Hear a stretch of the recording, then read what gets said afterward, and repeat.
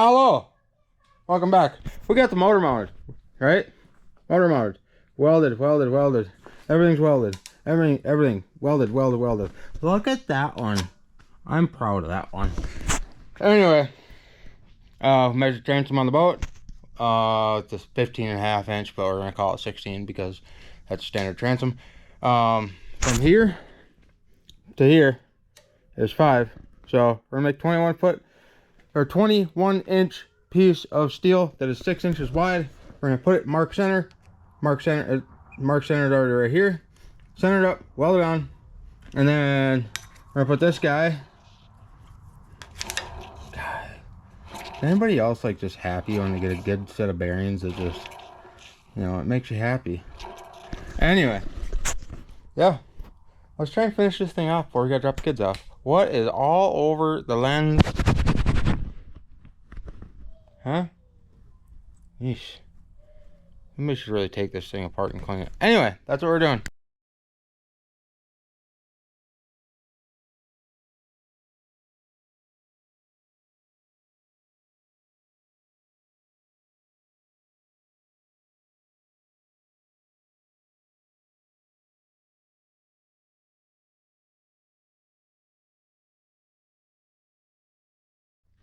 Side note, my hat's flipped around because you guys are on my head. Side note, just thinking about it, we want our shaft at 21 inches, or 21 shaft to shaft. We want center 21 inches. So we're gonna add, what did I say? We're gonna add 2 inches to it. We're gonna make it 23 inches. We could just make it 24. I think we'll make it 24, and then if it's too low in the water, we'll bring it up, trim it down, bring it up.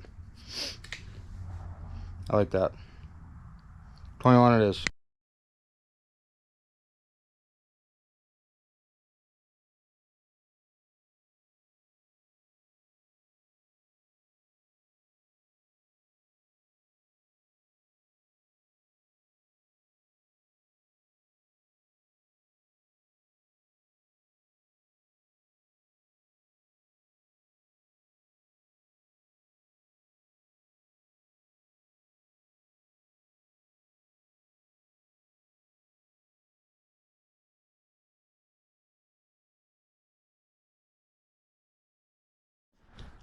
Alright, we got the plate. This is going to be basically the front of our lower unit, right? And this is going to go right there. So, anyway, we got our plate cut out, mark center. Didn't think about this, but we're going to cut a piece of that quarter, probably, oh, I don't know, 4 inches. What do we think? What are we thinking? Did 4. Yeah. So I want this to be removable, right? So if we put a piece of that quarter here, maybe if we put a piece of that quarter here, maybe we'll, I think we're gonna clamp this on and see what our steering's like if we put that there. Might have to rethink. You know what I mean? Okay, figured it out. Kind of tack all of this on like this. We're still gonna add a plate in there because I want it, you know, things and stuff. We're gonna notch. We're gonna take this off, right? Like that. Take that corner off. I want that. Should be able to turn it a lot easier. Well, turn more. It already turns pretty easy. It'll be even easier when I add grease zerks on everything. Be much good. Well, that's about where she is. We cut that 1/4 inch plate back here. Honestly, thinking about getting a lightning scissor. I just really want to get the rest of it together. We could always just snip off that with the bandsaw, but it's very hot right now. Very, very hot. Hinge is all welded up. Got the pillow block, or the pillow bearing up in there. We got the Huskadaren down here, clutch and bobber up here, and the shaft assists. So it's going. It's slowly but surely. It's all coming together. Snazzy. Remember how I said we wanted the shaft at 21 inches? Just saying. Somebody might be smiling on us, but the factory chain that came with that clutch, right? There's a 3-foot chain. And we wanted 21 from here, right? We have, I mean, it's almost perfect, right? Like I'm gonna run with it because I got 10 more feet of chain and I like where it's at. So I need to pick up more hardware. All I got's 1/2 inch hardware. I'd like to put probably some 3/8 on that down there. I could use 1/2 inch. I got lots of 1/2 inch. Maybe we'll just use 1/2 inch. I already got the bit out. I'll just use 1/2 inch. So I'm gonna mark that pillow bearing and drill it in. Put that in. Probably start boxylating it in once I get home from dropping the kiddos off, and yeah, that's where she sits. We're probably thinking about rounding that bottom off just so it doesn't, you know, it's not just a square. We'll see. Maybe we'll do that in the future. I don't know. I'll run it square right now, I think. Maybe cut some 45s in it. Might cut some 45s in it. Because I think the 45s would be much more gooder. Well, I think we're gonna call it our night. We got the chain and the sprockets and the bearings and the side and the bottom all ready to roll. Thinking about putting another bearing on the outside because there's a little bit of play there. Not a lot, but a little. And yeah, I just want to make sure, you know, I mean, this is how much play we got in that bearing, because the bearing wants to move in the housing. So I don't want it to rest on the bronze bushing that I have out here, because it's just going to eat away at it in theory. So I think I might put another bearing. This one, come on, wheel, move. Put this bearing like that on the outside. That's hot, don't touch that. Yeah, put it on the outside just so there's more support in there and whatnot, because there's a little bit of play in there, probably because it's just a bearing pressed into there. Yep.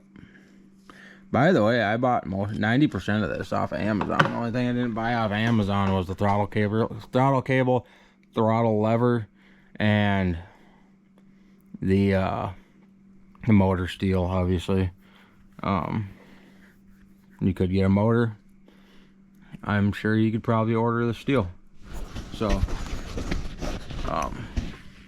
if I can figure out how to put links in the description, I'll try. But it's not that difficult. It's, I mean, it's a clutch and a sprocket for a 1-inch shaft. Yeah, the steel's 3/16. It's probably a little heavy. I'm not gonna lie. It's probably very, very heavy. But I want to be able to hit like trees and shit with this, right? Hit rocks and stuff. But I got some hunting spots that I would really like to hunt again. That just, it's a lot of work to get to with an outboard because you got to row.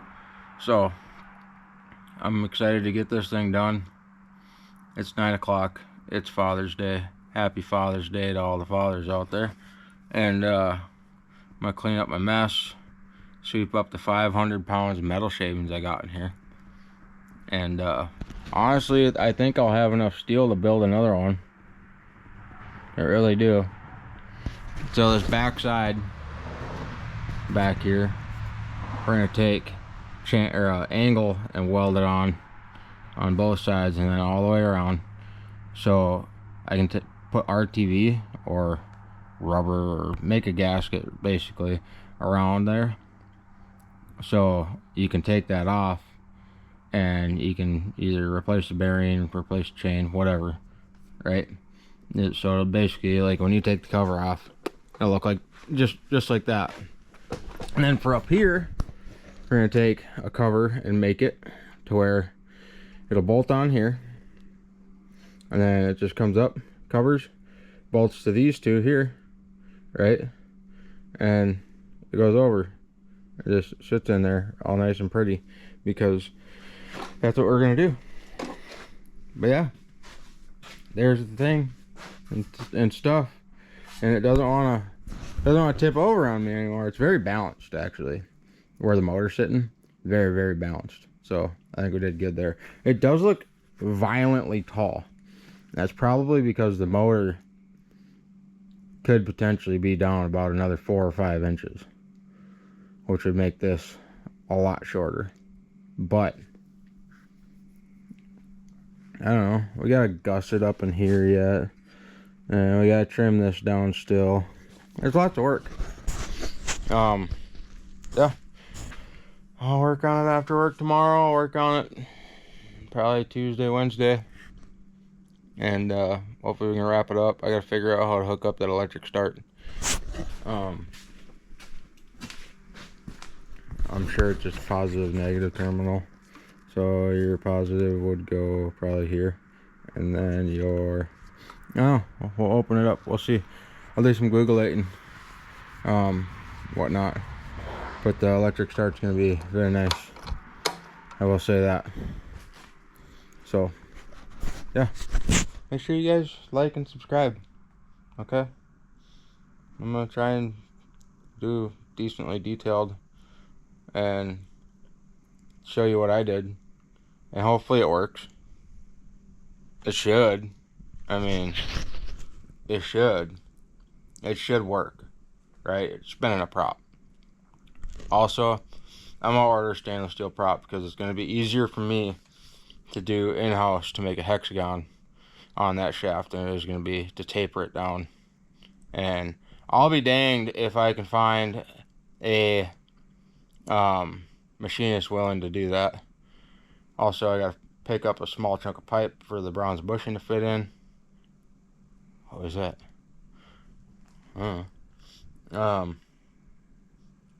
Gotta pick up pipe for the bronze bushing to fit in, because apparently DOM tubing's measured on the OD, or yeah, OD, not the ID.